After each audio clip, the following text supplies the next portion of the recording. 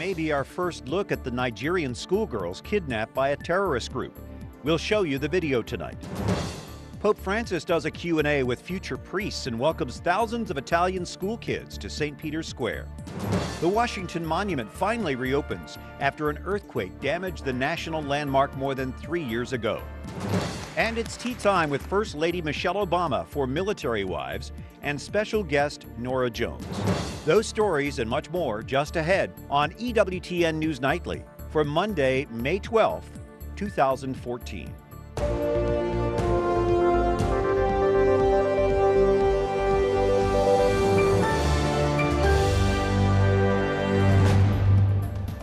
Good evening from Washington, D.C. Thanks for joining us tonight. I'm Brian Patrick. Looking at news now, we're getting what could be our first look at a group of schoolgirls kidnapped by a terrorist group in Nigeria 4 weeks ago. This new video released by the terrorist network Boko Haram appears to show the schoolgirls in Islamic attire. They're sitting on the ground barefoot and praying in Arabic. There have been reports that some of the Christian students have been forced to convert to Islam, and some may have even been forced to marry their kidnappers. Muslim and Christian Nigerians are praying for their release and making a plea to their captors. We beg these kidnappers in the name of Almighty Allah. They should just forgive and forget whatever is the grievance and release these children to their parents in good health. 276 girls are missing. The failure of Nigeria's government to rescue them has led to international outrage. Last week, Nigeria belatedly accepted offers of help from the United States and Great Britain. And Pope Francis is echoing the call for the release of those girls. This weekend, he took to Twitter saying, "Let us all join in prayer for the immediate release of the schoolgirls kidnapped in Nigeria." He also used the popular hashtag #BringBackOurGirls. This isn't the first time he has spoken out on Nigeria. The latest Urbi et Orbi and the Christmas Day, it told faithful worshippers in the St. Peter's Square to pray for Nigeria. And in one of the latest conversation I had with the Archbishop of Abuja, Cardinal Onayekan, he told me that he has been in Rome recently and he spoke with Pope Francis, and the Pope told him, I will always pray for Nigeria and for your country. Aid to the Church in Need helps persecuted Christians around the world and works in more than 130 countries. Back here in Washington, President Obama is pushing to expand solar energy. He's announced corporate and government initiatives to use the sun for power. And the project even involves his own house. Michelle Sigona joins us with details. I should point out it's his own house just for a little while. Exactly, just for a little while. Now, Brian, every 4 minutes a business or homeowner is going solar. This, according to the White House. Take a look. In a new initiative to tackle energy concerns, President Obama is committed to making 2014 the year of action to advance solar deployment. In fact, since last year, workers have been preparing the roof of the White House to install panels for renewable energy. From the solar components to the inverter technologies to the labor that put the panels on the roof was all American. In this behind-the-scenes video, the White House captured the panels being installed as workers drilled down to the concrete, pushed in rods, and secured components of the material. If you don't experiment, investigate, and try new things, how are you ever going to develop anything in this world? I do think it's a good investment. Again, I mean, you can't put things like that off. There are always going to be crises. There's always going to be issues in the country. So you just have to go ahead and move forward and do what's right. And I think it's the right thing to do now. I am very bullish on the future of solar energy as a key part of our clean energy future. Opponents of renewable energy argue some of the efforts come at a great expense, and in the end, it may ultimately increase the cost of electricity. And when the sun is out, the White House says 6.3 kilowatts of energy is being generated throughout the entire home. Michelle, do we know how much this project costs versus how much it should save? It's a very good question. I did reach out to the White House. I have not heard back yet, but what I can tell you is that in doing some research in an LA Times article, a White House spokesperson said that they weren't commenting specifically on the cost, but that this project should pay for itself over the next 8 years. Didn't Carter install solar panels and Reagan took them off? Reagan took them off. Now back on? Now they're back on. Sounds like a pretty expensive experiment. It sounds very expensive. Yes. Thank you, Michelle. Thank you. Now, some of the other stories our EWTN News Nightly team has been covering in today's world. It's official. Pope Paul VI is one step closer to declared sainthood. The Vatican announcing this weekend the late pontiff will be beatified October the 19th at the end of the Synod on the Family. Pope Francis cleared the way for the beatification by approving a miracle credited to Paul VI. As Pope from 1963 to 1978, he bridged the gap between our two recently canonized Pope saints, John the 23rd and John Paul II. He was known for closing the Second Vatican Council, fostering ecumenical relations, and writing Humanae Vitae. That encyclical reaffirmed the Church's teaching on marriage and rejected artificial forms of birth control. Here in Washington, more celebrations from the Church's newest saints. Cardinal Donald Wuerl celebrated National Mass of Thanksgiving for Saints John Paul II and John the 23rd at the National Shrine of the Immaculate Conception. Standing room only at this beautiful basilica. After the Mass, there was a procession with a relic of the Polish Pope to the St. John Paul II National Shrine. Hundreds of faithful attended Sunday's celebration. The Latin Patriarch is calling on Israel to crack down on vandals after a rash of hate crimes targeting Christian and Muslim sites. At this point, the unrestrained acts of vandalism poison the atmosphere. First of all, poison the atmosphere of coexistence and the atmosphere of collaboration, especially in these 2 weeks prior to the visit of Pope Francis. Churches, mosques, and even Israeli military bases have been hit by these vandals. It's believed the attacks are a work of fringe Jewish radicals. Israeli police are investigating the hate crimes, but so far have had little success in stopping them. Pope Francis visits the Holy Land May 24th through the 26th. Pro-Russians in eastern Ukraine voted yesterday to declare independence from their own country. 9 out of 10 voters in the Donetsk region and neighboring Luhansk backed the sovereignty vote. These combined areas along Russia's border form Ukraine's industrial heartland. 6.6 million people live there. Both Kiev and the West have completely rejected the vote, with the acting Ukrainian president calling it a, quote, farce with no legal consequences. In Moscow, President Vladimir Putin's office voiced hope that the Ukrainian central government would open dialogue with the two provinces to implement annexation in a civilized way. A stampede in a Congo soccer stadium leaves at least 15 people dead. Two popular teams were playing yesterday when angry fans started throwing rocks onto the field. Police responded by firing tear gas into the crowd. That caused a panic. A recently restored wall and gate also collapsed. At least 21 people were injured. Taliban fighters stormed government buildings in eastern Afghanistan today, killing 2 police guards as well as 5 civilians. The video shows Afghan soldiers arriving at the scene of a smoking Justice Department building. It's the most serious in a wave of attacks that marked the beginning of an annual spring offensive by the Taliban insurgents. With the lowest number of U.S. troops on the ground in Afghanistan since the 2001 invasion, it's up to Afghan security forces now to defend against the militants.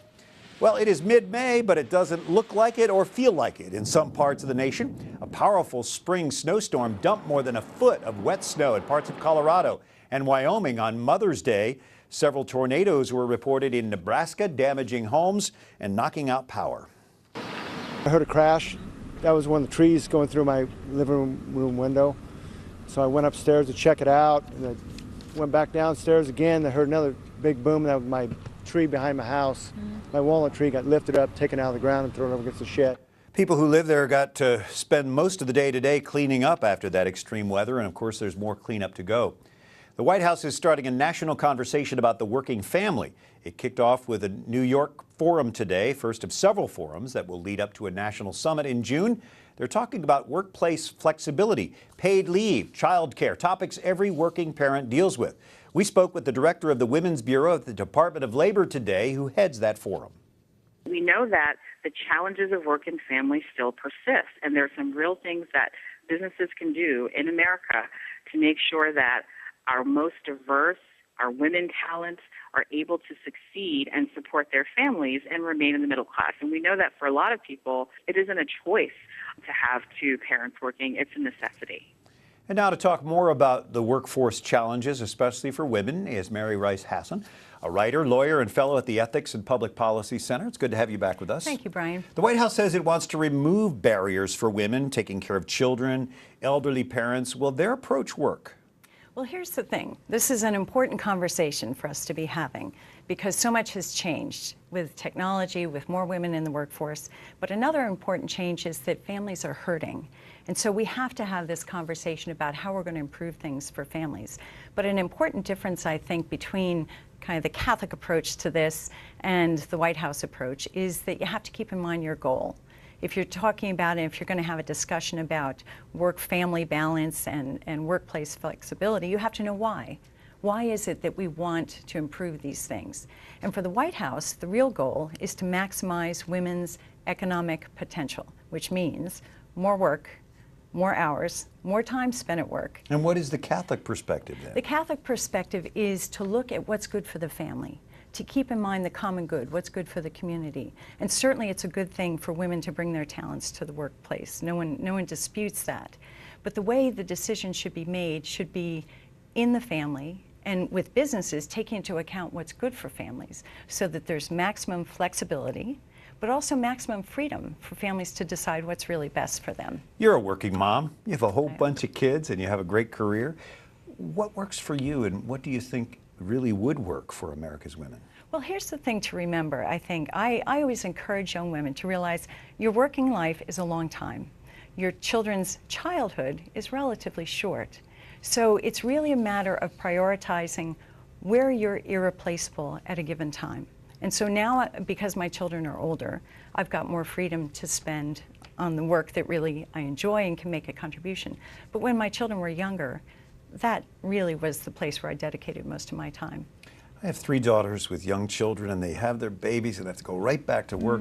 Isn't America really one of the few countries in the world that doesn't have a mandated paid maternity leave? Yeah, but there's a flip side to that. We also, if you talk to women, most women want to be able to stay home longer. They want to be able to stay home and raise their children, particularly young children themselves. So if you look at Europe, one of the things that Europe has done with these mandated maternity policies is that women get paid, but women jump more quickly back to the workforce. In other words, they take the mandated leave amount and then they're right back. Whereas most women, if you ask them, at least most, not just American women, but European women, they would prefer to have more time at home. So the question is, how do you make that happen? Not necessarily paid, maybe. Not necessarily paid leave. Maybe it's more about economic stability for the family and also flexibility so women can really work out what's going to be best, part-time or whatever. It's a good discussion we're having, and we appreciate you being with us, Mary Rice Hasson. Thank you. Thank you. Coming up, we go to Rome where Pope Francis meets with school kids and seminarians. And a special group of men are ordained to the priesthood by the Pope himself.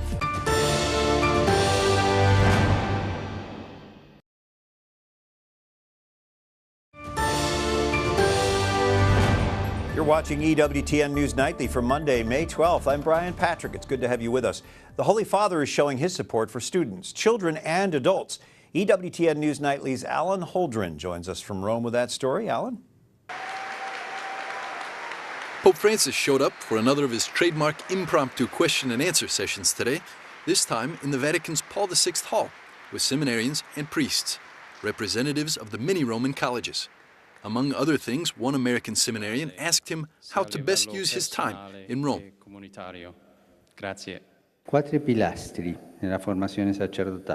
There are 4 pillars in priestly formation. I have said this many times. Perhaps you have heard it.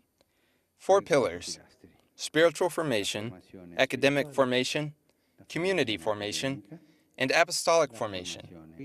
It's true that here in Rome, the intellectual formation is emphasized. Also, for this reason, you were sent here. But the other 3 pillars must be cultivated. Informal meetings like this one have become commonplace under Pope Francis. Here he's with 4,000 priests and seminarians. He was in St. Peter's Square with 300,000 school children and educators on Saturday. Another opportunity for Pope Francis to show his lighter side and address the world of education. Going to school means opening the mind and the heart to reality, to its wealth of aspects and dimensions. This is valuable. In the first years, we take a 360-degree approach to learning, and then gradually we focus in one direction, and finally we specialize. But if one has learned how to learn, this remains forever, and one remains open to reality. It's moments like these that also bring out the educator in Pope Francis. Alan Holdren, EWTN News Nightly in Rome. Thank you, Alan. He certainly keeps very busy. Pope Francis ordaining 13 new priests at Mass at St. Peter's Basilica this Sunday, Good Shepherd Sunday. 11 of those ordained are from the Diocese of Rome. The other two, one from Pakistan, one from Vietnam. Sunday was the World Day of Prayer for Vocations. Pope Francis told the new priests to always look to the Good Shepherd, who did not come to be served, but to serve and to save those that were lost. A group met in Rome last week for some unusual training. They were studying how to fight the devil. A 5-day conference on exorcism was held at the Pontifical University Regina Apostolorum in Rome. Participants said they see people oppressed by evil spirits in countries that practice pagan religions, but also some satanic cults in the U.S. and Western countries. The ministry of the church is to confront the evil influences and to recognize them for what they are. I think maybe the church stands at its finest hour, maybe its finest moment in that confrontation with evil. In the U.S., about 80 priests are trained to perform exorcisms, but we're told the need for exorcists continues to grow. So from the Eternal City to the Ivy League on the same topic, Harvard's president calls it deeply regrettable, and the Archdiocese of Boston is responding to a planned Black Mass on the school's campus tonight. Student organizers say tonight's reenactment of a satanic Black Mass is purely educational. In response, the Archdiocese of Boston will hold a Eucharistic procession on the Harvard campus tonight, followed by a holy hour. This morning, Harvard's president, Drew Faust, released a statement saying it is deeply regrettable organizers are proceeding with this event. She also said she plans to attend the Eucharistic Holy Hour and benediction to join others in reaffirming respect for the Catholic faith at Harvard. The Archdiocese of Boston told EWTN News Nightly, President Faust's statement is appreciated, but they're disappointed Harvard would not prohibit the event. We also contacted the Harvard Extension Cultural Studies Club. That's the group organizing the Black Mass. They told us they respectfully disagree with both President Faust and the Archdiocese of Boston. Up next, military wives visit the White House for tea with the First Lady. And the lines are long to get in, but the Washington Monument is open again after 3 years of earthquake repairs.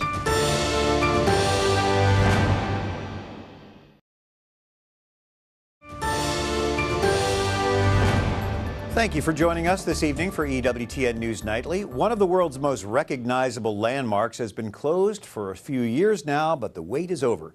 Jason Calvi joins us now from Washington's National Mall with that story. Jason?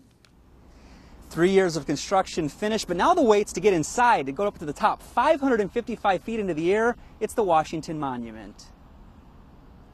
Oh, beautiful for spacious sky. And people can once again see those spacious skies from the top of what is the world's tallest freestanding stone structure. The Washington Monument is open once again. It is time to cut the ribbon. A rare Washington earthquake in 2011 closed the monument. White marble pieces fell inside and out. Now 150 cracks are repaired, leaks sealed, and that means it's time to celebrate.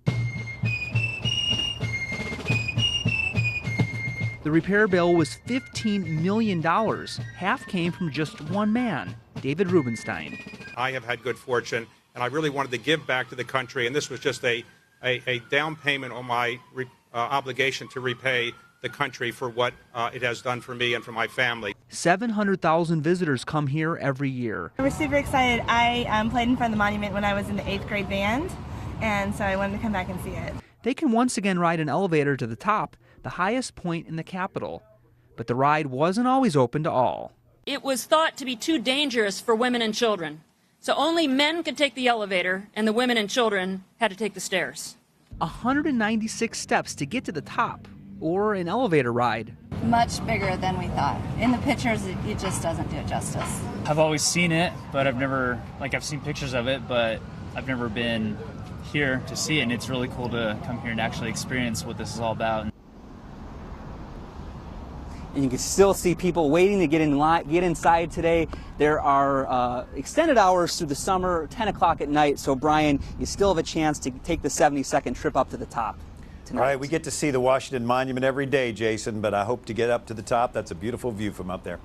Face-to-face contact is being replaced more and more with typed exchanges. Every day, 6 billion text messages are sent in the U.S. alone, and the police business is no exception. Police officers are increasingly being asked to diffuse violent, unpredictable situations through texting. Because of that, there is a new need to create training courses for cops.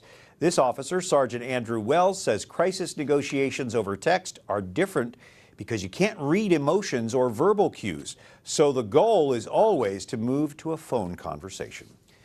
Now to a controversy in the NBA. Los Angeles Clippers owner Donald Sterling is now apologizing for racist comments that were caught on tape. Sterling tells CNN's Anderson Cooper he's not a racist and he made a terrible mistake. The interview comes nearly 2 weeks after NBA Commissioner Adam Silver banned Sterling from the league, fined him $2.5 million, and urged other league owners to force him to sell the team. Louisiana Governor Bobby Jindal is speaking out after a cable channel recently canceled a new show. HGTV cut the show Flip It Forward after learning that the featured Benham brothers, they're twins, are pro-life and pro-traditional marriage. Jindal urged Liberty University graduates this weekend to stand up for their beliefs. The governor said much of the American culture has become secular, but religious freedom invented America. We're joined by Peter Sprigg, a senior fellow for policy studies at the Family Research Council. And Peter, a few months ago, A&E canceled one of the guys on the Duck Dynasty program, and of course there was an outcry. He's back. Now, this show where they're talking about, really helping people out. Is this a trend in the business where, people with conservative values are being blackballed?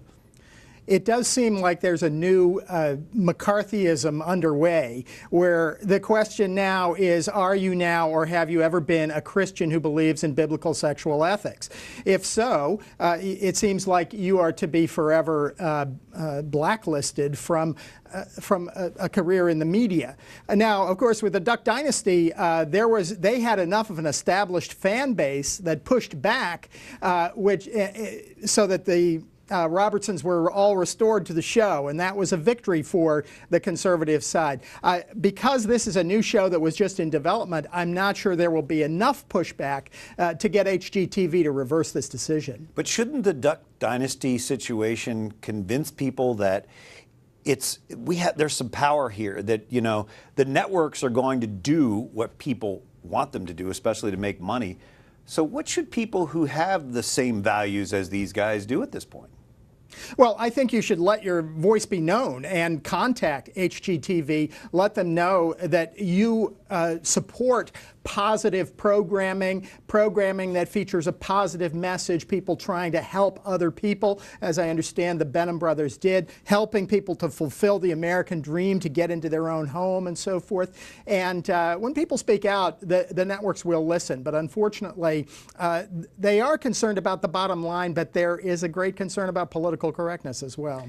Now, you spent a few years in the acting business. Is there a market for good, wholesome television, movies these days? There's absolutely a market for pro-family, pro-faith programming. We see that with the 19 Kids and Counting, the Duggar Family. We've seen it with Duck Dynasty. We've seen it at the movies with movies like Heaven is for Real and God's Not Dead just this year. So there is certainly a market there, and I think those in Hollywood would do well to pay attention to that. Peter Sprigg, thanks for joining us tonight. We appreciate you coming. Thank you. Well, the First and Second Lady are celebrating moms and the military today. Michelle Obama and Dr. Jill Biden hosted the annual Mother's Day tea honoring military mothers at the White House. The First Lady spoke about her own mom at the event, saying she's always the shoulder to lean on. Guests were treated to a musical performance by Grammy-winning artist Norah Jones. It's just the nearness of you.